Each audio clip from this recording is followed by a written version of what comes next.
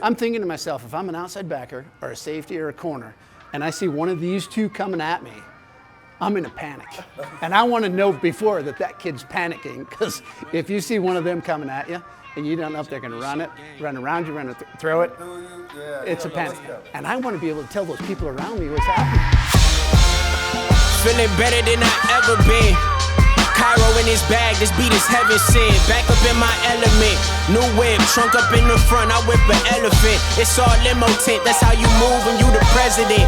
You S and off stream, treat him like my last name. Disrespecting, you just signed a check for a long day. Appetizer rappers, you will never be an entree. Really, you a condiment, and I hope y'all follow. Hey, welcome to the Players Lounge, presented by the Rockin R Bar. It's your boy Josh Perkins. I'll be sitting with some current MSU players, some former MSU players. We're gonna chop it up a little bit. I wanna take a second to thank all our supporters out there. It's gonna be a great season. It's gonna be a great show. Let's go Cats. Let's get started. I wanna get, let's get to everybody know you a little bit. Give me your name and maybe your hometown before we get started. Yeah, Tommy Mellott, I'm from Butte, America, and quarterback over at MSU. Okay. Yeah, I'm Sean Chambers from Kermit, California, small little town in California, and I'm a quarterback at Montana State too. Let's go. I'm Paul Dennehy, and I'm actually from Walkerville, which is a little bit north of Butte. Is where I grew up, just outside of Butte. And I was here from 75 to 79. So we get that toughness, huh? The Walkerville, it's different up there. Walkerville, really? Yeah. How big is the town? There's probably 2,000. Really? But How many people you graduate with? It borders right to Butte. And it's like with Butte High. Right? Yeah. I mean, like Yeah. Walkerville, is that technically like a different town, or is it just like a sub? Yeah, it has its own. It has its own mayor and its Oh, own really? city council. I Yeah, didn't even realize real that. small.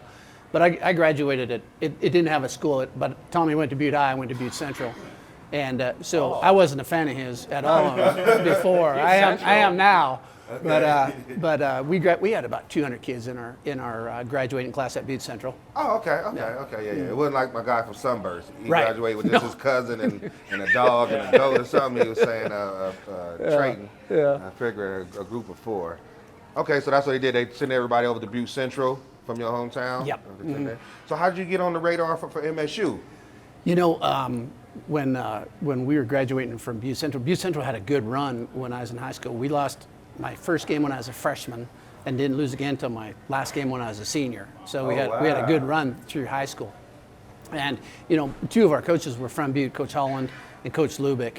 So there was kind of a closeness. Like Lubick, Sonny Lubick? Yeah, Sonny probably? Lubick, yeah. Okay. And then Howard Ross was from Anaconda. So there was kind of a closeness throughout that.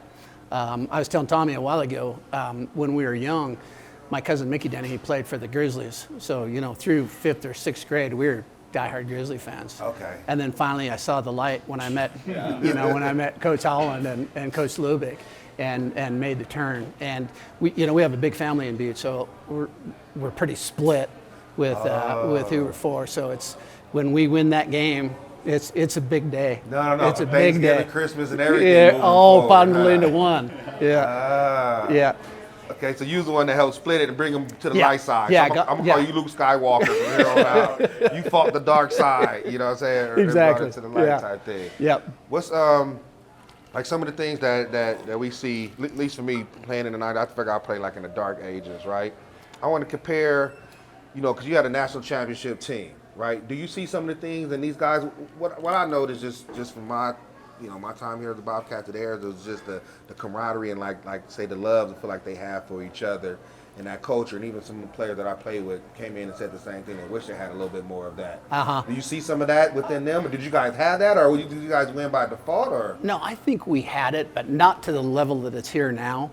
And I visited with the guys during the season, and a lot of my message was the way you guys are, the culture, the camaraderie, and not only on the field and in uniform, but we see on newspaper articles and in the city, it's brought a lot of players back.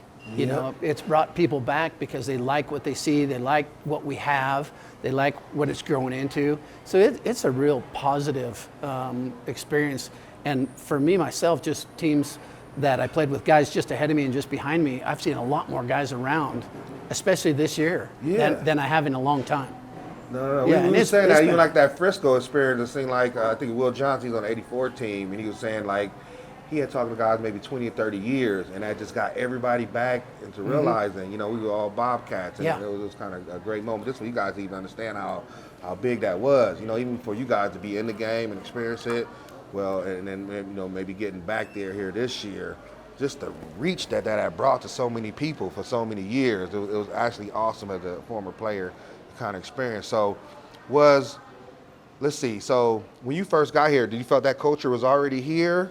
Do you feel it like developed? Do you see it like turnover during time? And then I'm gonna ask you like, what did you see when you came in comparison? I've definitely seen it, grow. I think when I first got here, there's a couple individuals that might not have been entirely bought in. But I think, when we first got here with Coach Schote, he was great with, establishing and, recruiting for first, getting high quality young men of high quality, character. And I think, with Coach Began, he's been continuing that trend. And recruiting's been great. They get in there, and then we have a great leadership base that's been able to, they taught me the ropes when I was a freshman. They pushed me to be better, and now I'm going to my fourth year, and so I'm able to start kind of seeing that as the older guy, helping other guys along. And I think we have a really strong team with a lot of consistency and hardworking young men. So I feel like we have a great thing going on here for sure. Yeah, what about you? Like coming over from Wyoming, to here, was it something you saw instantly, or? Yeah, I mean, I saw it right away. I mean, like my first workout, I saw it, and people just take people under their wing, and they really care about them, and they try to build them up and help them out with anything. It's not just football. It's with school. It's with life outside of football and school. It's with everything. So the camaraderie and the culture that we've got here it's all about the team, and it's all about your teammates, and that was on display right when I got here. So.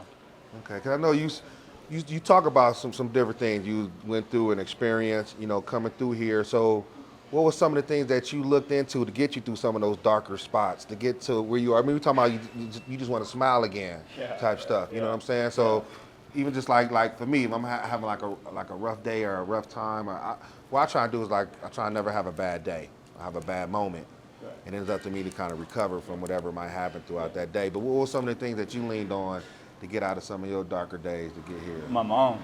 Oh, really? Yeah, I leaned on my mom and my dad too. I mean, those two right there, they've been pretty influential in my life, and they've been, my backbone. And so, when I have a bad day, I call my mom. When I have a good day, I call my mom. And something happens, I call my mom. So that's kind of the person I lean on right there. So That's pretty cool.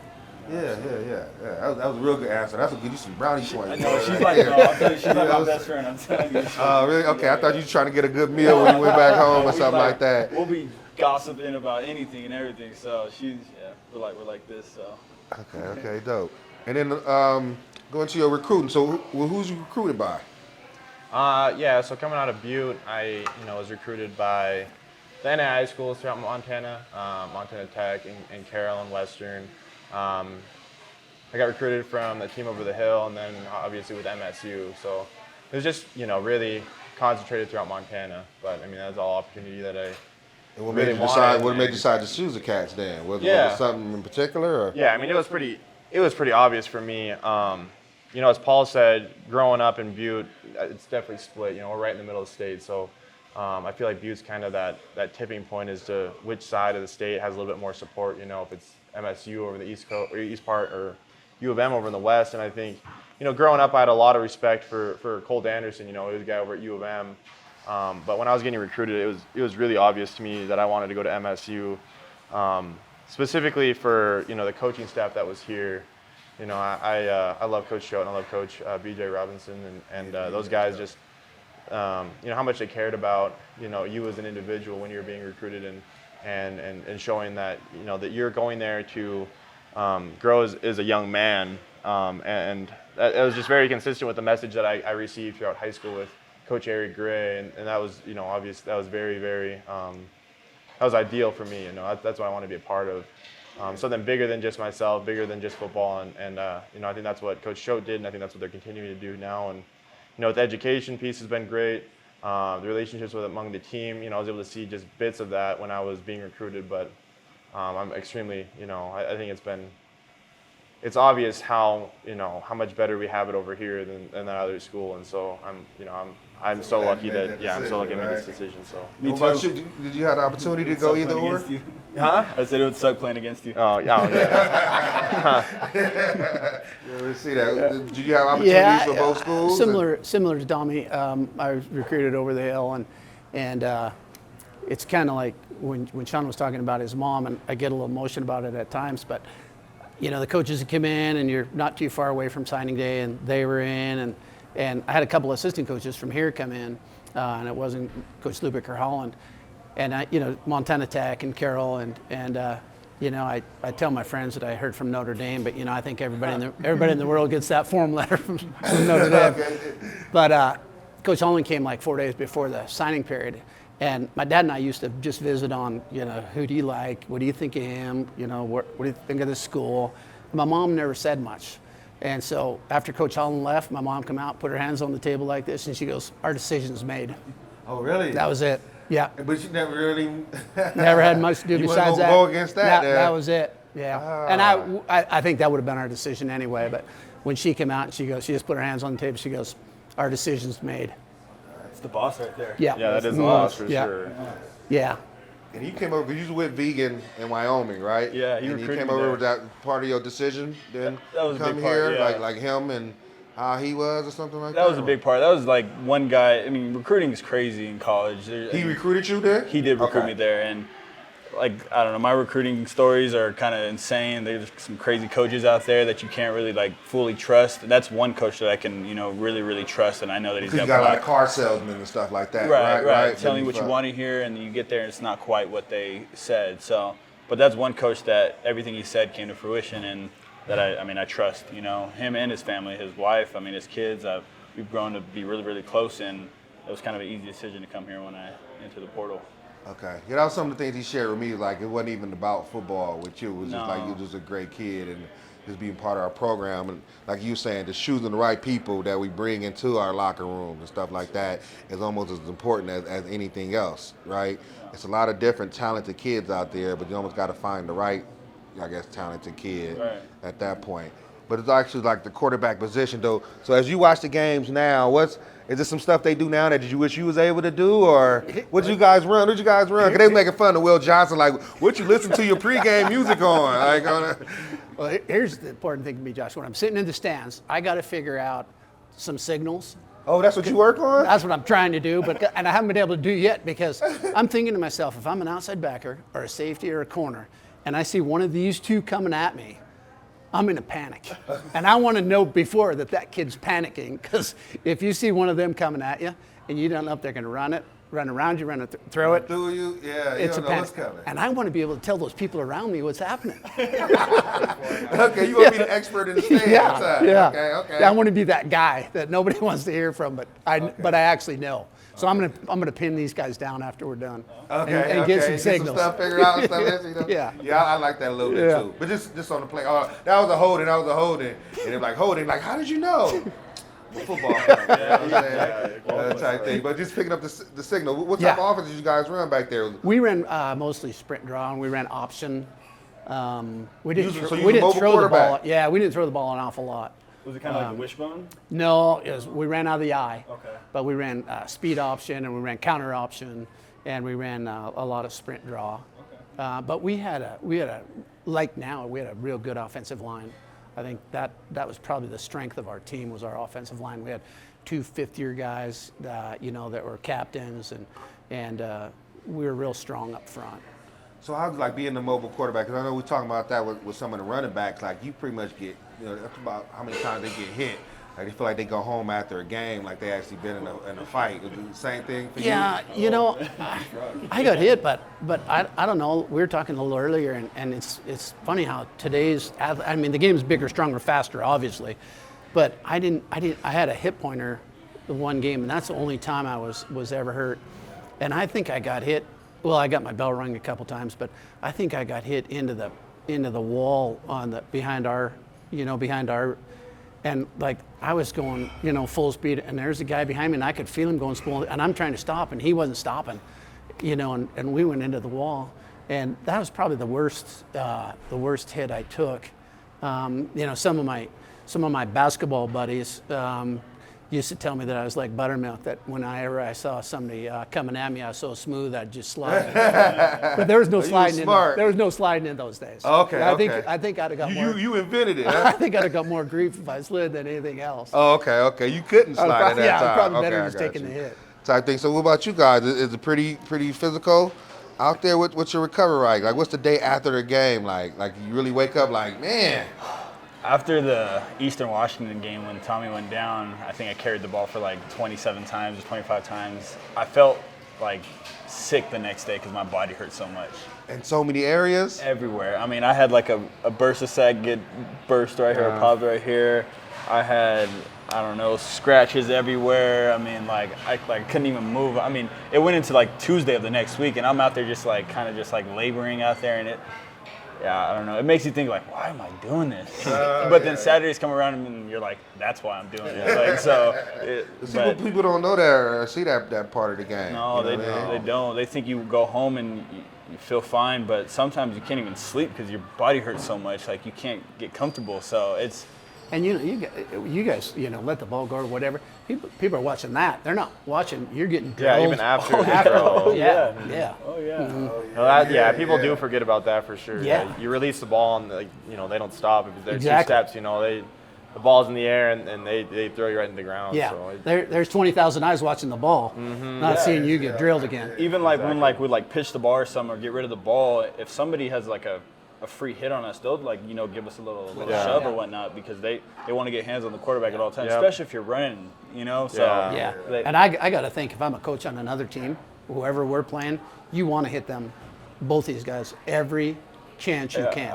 Every chance you can, you want to hit them. Yeah. I mean, like with that, it's just like as Sean was saying, I know there's been games where for sure I've like been hurt, days into the next week, but it's just, I feel like there's actually like kind of, there's been a little bit more of a progression of like knowing when to get down, Right. Because when you're surrounded by a couple guys, like it's just, you kind of dive for that extra yard and you just make sure that, they don't come down and, feed you a dirty shot too. Because, I mean, it's a long season, it's 5.5 months with the ambitions that we have playing into January. So, you got to make sure you take care of yourself too throughout the games. But, no, yeah, those. So it's not like a Saturday Butte thing? night, Because he said he don't slide. I know you don't like to slide. You know what I'm saying?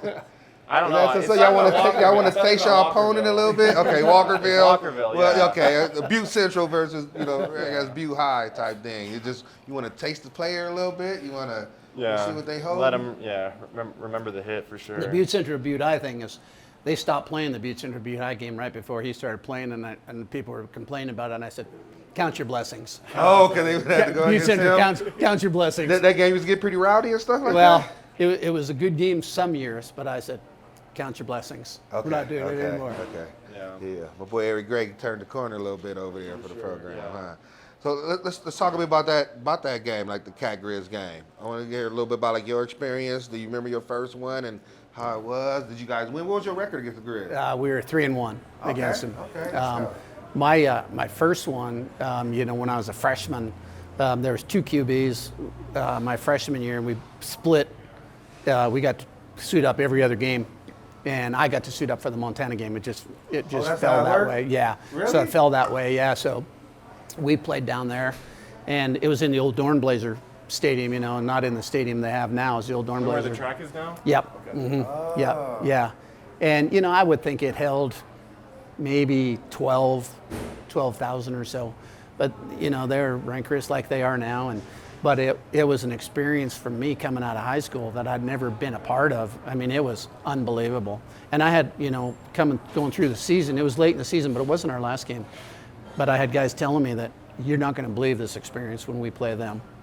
The noise and the tenacity and they said it's going to be an unbelievable experience even if you don't get in the game, and I didn't, and I was still a freshman, so I was really not all that sad that I didn't get in the game, but it was unbelievable experience. And then after that, the atmosphere was I loved every second of it, and you walk out of that after winning. There's not a better feeling. Oh man, not a better feeling. Running the world at that point. Yeah. Huh? Mm-hmm. What about you? How was your first? When was your first one?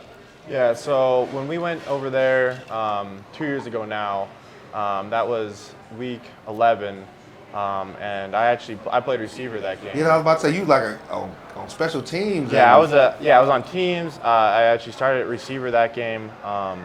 The week before, we played Idaho, and we just had our offense was struggling a little bit, and we had a lot of Wildcat stuff in, and so I got quite a few plays that game, and they just decided to have me on the field for. Did you know that was happening that week with the game? Yeah, you knew you was about like to get the rock? just starting the week, I knew that was part of the game plan, trying to show them something a little bit different. Well, shoot, like I never played receiver before, so I was a little bit nervous for sure. There's so many details that people practice their entire lives, to have the opportunity to play, and so I was, but it's a lot about just effort and physicality, and so I was willing to do whatever I could, and so I got that opportunity against those guys over there, and as Paul said, the tension and the hatred between the teams, and specifically like the fan base and our team, it's unbelievable for sure. Leading up to that week, you could feel the tension rising, and obviously the game didn't go how we wanted to, and so that bus ride back home was miserable. That 3 hours, just thinking it over, and I think the guys on the team really did. It went through everyone's mind for that 3.5 hours, and when they got back, they decided that that's not how our season's going to be written. We lost the game, and we ended up not winning the conference championship because of it. But I'd say it probably projected us into the playoffs as, beating, UT Martin right off the bat, going to Sam Houston down in Texas. That was such a great game. You watched that one? Yep. Man, I don't think I remember being prouder. Maybe what you got, South Dakota State or Sam Houston? What was the better win? South Dakota State was pretty big. Okay. That was a big win. Okay. Well, I'll let you continue. Well, yeah, but just like Sam Houston, that year, that was the COVID year, the previous year, so they played in the spring, and so they won 22 games. It was 20-something games in that calendar year since 21 started. Oh, right? yeah, they played that early spring. Yeah, that COVID one. And they were actually undefeated at home through the playoffs, I think, for their history at that point. So that was the first time that they went down that year, and the first time that they lost at home. And I think we really, we got after them. It was a great game for sure. And then obviously that Sam coming home to play South Dakota State, in the semifinals with Bobcat Stadium behind us was amazing. And then obviously getting that opportunity in Frisco. I think obviously the disappointment in that loss, really did project us to just be more hungry for that playoff run, and that's what kind of got us that opportunity. Okay. So obviously that wasn't great, but then last year over at MSU, I think we controlled the game the entire way, and I don't think that they believed in themselves for 1 second. So it was, you can really break, you can feel it when you break someone's spirit. You break their spirit. They don't want to be out there anymore, and it was like that really early. I know, I could feel it really, really early on. And just had to maintain that Even pressure. after, we scored, they scored. I felt like they were done at the beginning of the game. Our first drive, I felt like they were done. Even though they scored, I was like, there's no way they're gonna hang with us. So. And what about your first Cat Grizz experience? Yeah, it was pretty crazy. Leading up to it, everybody was like, you can't explain it unless you're in it. And I never really understood that until I was in it, and then I was like, wow, this is insane. I think my favorite memory of Cat Grizz was when they were playing Money Money throughout the whole entire stadium. And everybody was singing it. And then, you just look across, and they're in the shade. It's cold, and their just heads are down. And I don't know, that was just a great memory. And then, but like Tommy was saying, I think we won that game long before the kickoff started. I think we prepared. Oh, we won that whole week. You guys. We were dialed in. Yeah. We were dialed in. The whole season we were dialed in, but that week the level of preparation was something I've never seen before. It was insane. Coach Vegan had guest speakers brought in to talk to us, and you can just feel the intensity increase more and more each day. And so when kickoff came around, it wasn't like we were going to play the Grizz. We were just going to go play this team, and we were going to play our best football game, and I think we did that day. And yeah, I don't know about you, but I felt like they weren't going to stop us. No, I don't. On offense, at least, I don't think. I felt the same way. They had a really good defense and they had some good players, but I just felt like our game plan, they weren't ready for it. They didn't know what we were going to do, and I don't know. I don't think we punted that game either. So I think it gets back to that, seeing these two come around that edge.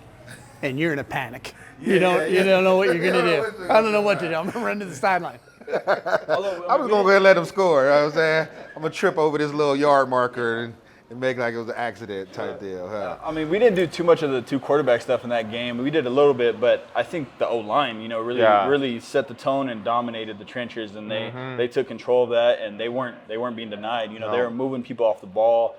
Those guys are getting tired. Our guys weren't getting tired. They were getting even more energized than. So, because the line, they said they felt, I was talking to some of them, and I was asking them, because they got a lot of slack going into last year, you know what I'm saying, where they say that's going to be like our weakest point, no one's coming back, this and that. How did you guys feel? Did you guys know there was something there that just people just didn't know? Two, he's like, y'all just wait and see once the season starts, or was you a little nervous too, like, you know what I mean? Because I've been out there too where I was a junior and I got a freshman safety back here that's missing calls and had me a little nervous, to be honest, right? No, I mean, both of us worked with them.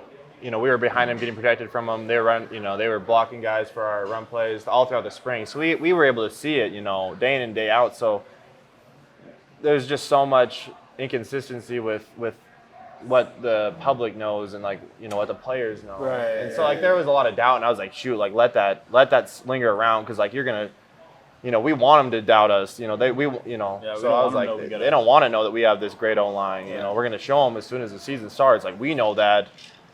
If they don't know, that's another advantage for us. So it was obviously, and that was brought up time and time again through media.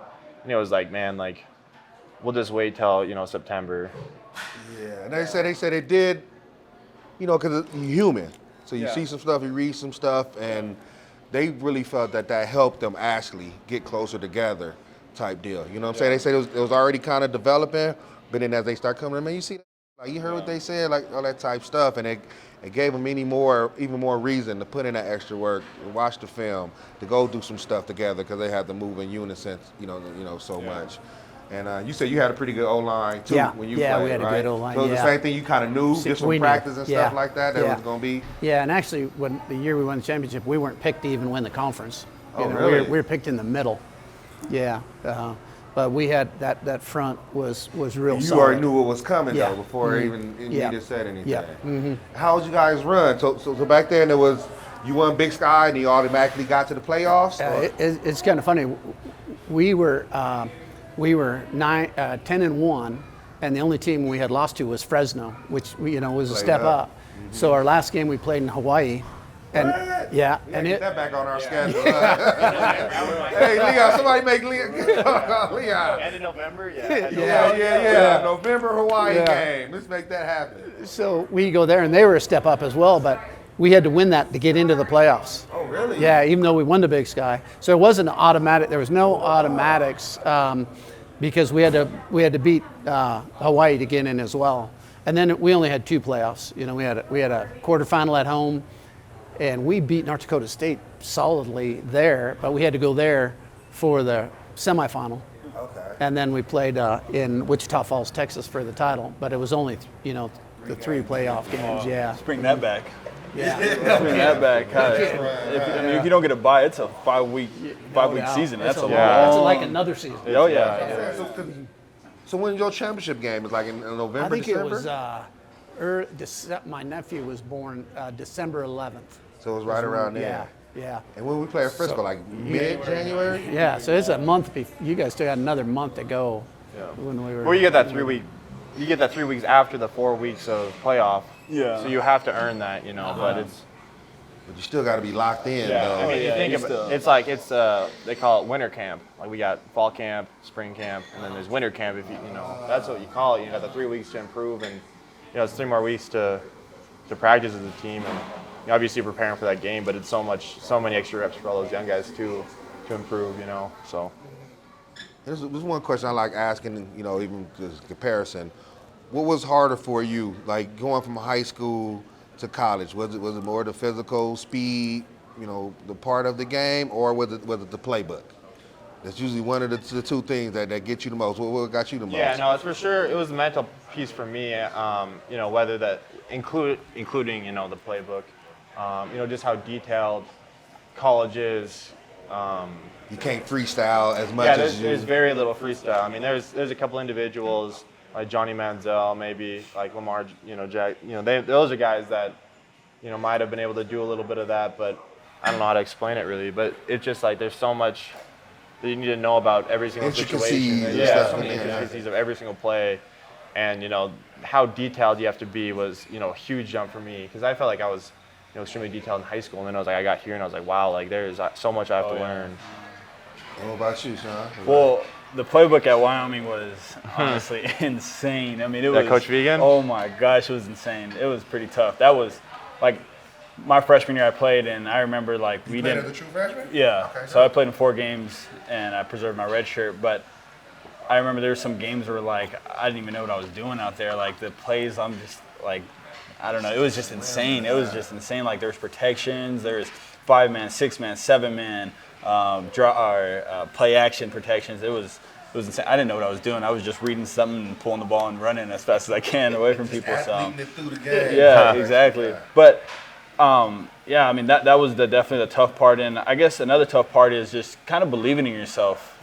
Like you go in there as you go in there as a true freshman. You're like, oh, I was just the big dog on campus. Like it was quite frankly easy in high school, right? But you get here and it's like, oh, it's hard. Like these guys, they're just as good as you. So you got to find some way to separate yourself and make yourself better. Yep. So, and once you get that confidence under your belt, I think that you can do anything, And my first start was against our rival at Wyoming, and it was on the road. And the first half didn't go as we wanted. I mean, we were winning 3-0, but then the second half we came out, we got some momentum going, and then I got some confidence, and ever since then I felt like I just had that confidence, like I belonged here. And I think once you figure that out, that you belong there and that you're there for a reason, then you can do anything you want. Yep. Okay. So within that, what about you? Was it the physical side or was it the playbook they had? For me, it was more the physical side. Our playbook was nothing like what these guys, are doing today. It was pretty cut and dry. Not a lot of changes at the line of scrimmage. Not an awful lot of yeah. So for me, it was more the physical side. When I came out of high school, I was about 165 pounds, and I remember we used to always open with North Dakota and North Dakota State.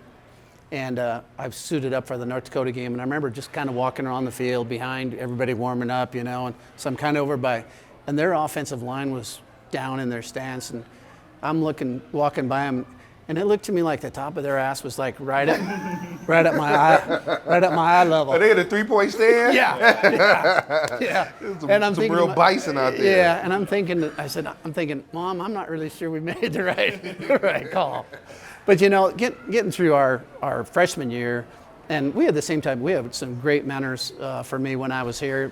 On the defensive side of the ball as well as on the offensive side, and it really made my freshman year real comfortable, because I was not really involved in a lot of. We ran a scout team, and that was about it. But then when I was a sophomore, there was 2 sophomores, myself and another, and a senior who was going to start, but he blew his knee. So then in spring ball, there was just, us 2 freshmen vying for the start. So, I mean, it's like, all right, now it's not like you get to wait another year.